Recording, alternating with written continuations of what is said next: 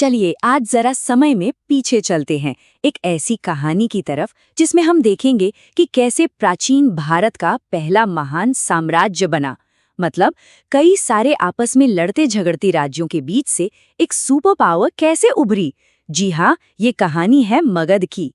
तो सवाल यही उठता है ना, कि आखिर ये होता कैसे है? कैसे कई सारे छोटे छोटे आपस में लड़ते हुए राज्य एक होकर एक पूरे महाद्वीप में फैले साम्राज्य बन जाते हैं? सोचिए, एक बिखरी हुई जमीन को एक साथ कैसे लाया गया? आइए इसी सवाल का जवाब ढूंढने की कोशिश करते हैं। तो हमारी कहानी शुरू होती है 6ठी शताब्दी ईसा पूर्व से। और ये कोई मामूली समय नहीं था, बल्कि ये पूरे भारत के लिए सच में एक क्रांतिकारी युग था। एक ऐसा दौर जब हर चीज बदल रही थी। इस समय हुआ क्या कि गंगा के मैदानों में सदियों के बाद फिर से बड़े बड़े शहर बसने लगे। हम बात कर रहे हैं काशी, मथुरा और राजगीर जैसे शहरों की। ये शहर अचानक से ताकत और व्यापार के नए सेंटर बन गए। इसी को इतिहास में सेकेंड अर्बनाइजेशन या द्वितीय शहरीकरण कहा जाता है। तो आखिर ये बदलाव आ क्यों रहा था? इसके पीछे कुछ बहुत बड़े कारण थे। सबसे पहले तो लोहे का इस्तेमाल बहुत बढ़ गया था, जिससे खेती के औजार और हथियार दोनों बेहतर हो गए। फिर पहली बार सिक्के चलने लगे, जिसने व्यापार को बहुत आसान बना दिया। खेती से इतनी ज्यादा पैदावार होने लगी कि राजाओं के पास बड़ी बड़ी सेनाएं रखने के लिए पैसा आ गया। और इन सब के साथ साथ बौद्ध और जैन धर्म जैसे नए आइडियाज भी समाज में एक नई सोच ला रहे थे। तो इन सारे बदलावों के बीच उस वक्त का पॉलिटिकल मैप कैसा दिखता था? चलिए उस पर एक नज़र डालते हैं। और यकीन मानिए, नज़ारा बड़ा ही दिलचस्प था। उस समय के इन बड़े और ताकतवर राज्यों को महाजनपद कहा जाता था। इसका मतलब है महान क्षेत्र। और ये सब उत्तरी भारत पर कब्जे के लिए एक दूसरे से होड़ कर रहे थे। एक ऐसी रेस थी जहां हर कोई जीतना चाहता था और कोई किसी से कम नहीं था। और कितने थे ये?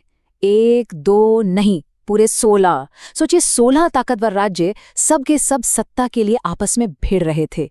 ये समझ लीजिए कि ये प्राचीन भारत का अपना गेम ऑफ थ्रोन्स चल रहा था। और इस गेम में ना 2 तरह के खिलाड़ी थे।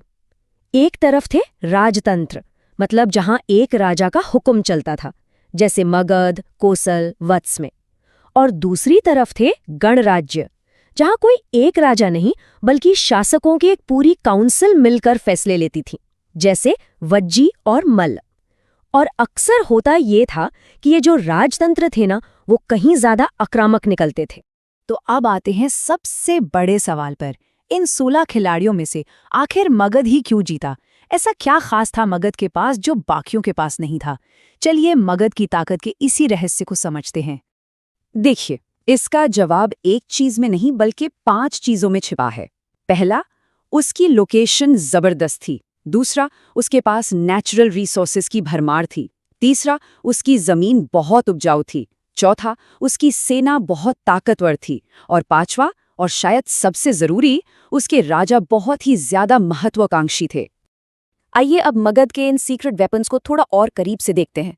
देखिए, उसकी जो राजधानियां थीं, जैसे राजगीर, वो पहाड़ियों से घिरी थीं, एकदम नेचुरल किला। और पाटलिपुत्र तो नदियों के बीच एक पानी का किला था। फिर बात करें लोहे की, तो वहां लोहे की खदानें थीं, जिससे उन्हें बेहतरीन हथियार मिलते थे। गंगा के मैदानों की उपजाऊ जमीन से इतना अनाज होता था कि टैक्स से एक विशाल सेना का खर्च आराम से निकल जाता था। और सबसे अनोखी बात, हाथी। मगध ने पहली बार युद्ध में हाथियों का बड़े पैमाने पर इस्तेमाल किया। ये उस जमाने के टैंक की तरह थे। अब ये सारे फायदे तो थे, लेकिन इन्हें हकीकत में बदला हर्यक वंश के राजाओं ने। पहले आए बिंबिसार। वो बहुत चतुर थे। उन्होंने ताकतवर पड़ोसियों से शादियां करके अपने राज्य को बढ़ाया और अंग राज्य को जीत लिया। फिर आए उनके बेटे अजातशत्रु। वो एकदम आक्रामक थे। उन्होंने कोसल और वज्जी जैसे बड़े दुश्मनों को हराकर मगध का दबदबा पक्का कर दिया। तो मगध तो लगातार पावरफुल हो ही रहा था, लेकिन फिर कहानी में 2 बड़े ट्विस्ट आए। 2 ऐसे झटके लगे जिन्होंने साम्राज्य बनने की इस रेस को और भी तेज कर दिया। पहला झटका आया भारत के अंदर से।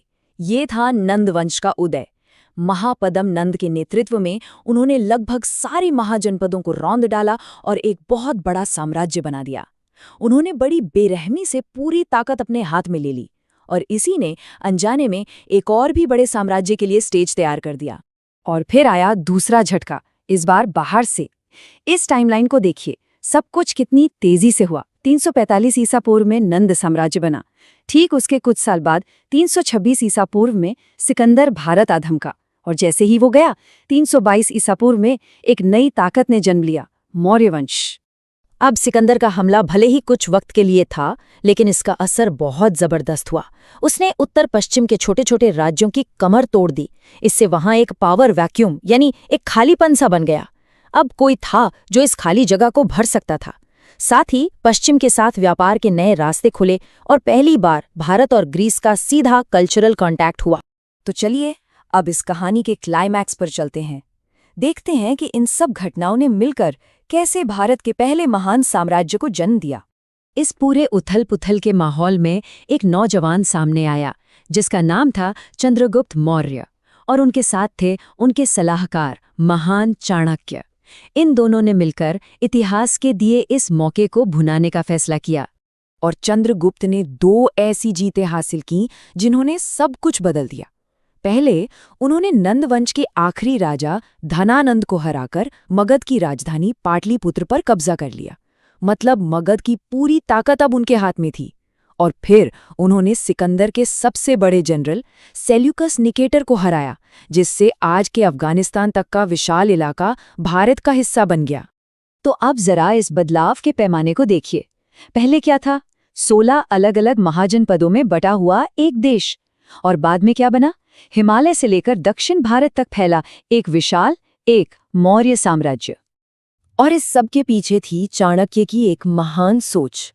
वो एक चक्रवर्ती सम्राट का सपना देखते थे। एक ऐसा राजा जिसका राज हिमालय से लेकर समंदर तक पूरे भारत पर हो, एक अखंड भारत। तो समझने वाली बात ये है कि ये सिर्फ एक और राज नहीं था, ये इतिहास में पहली बार हुआ था कि लगभग पूरा भारतीय उपमहाद्वीप एक झंडे के नीचे, एक शासन के अंदर एकजुट हुआ था। ये सचमुच एक अभूतपूर्व बात थी। और यहीं आकर हम एक बड़े सवाल पर रुकते हैं। जब कोई एक ताकत उठकर पूरे महाद्वीप को एक कर देती है, तो वो अपने पीछे क्या विरासत छोड़ जाती है? क्योंकि साम्राज्य बनाना सिर्फ नक्शे पर लकीरें खींचना तो है नहीं, इसकी एक कीमत होती है, एक मतलब होता है। सोचने वाली बात है ना?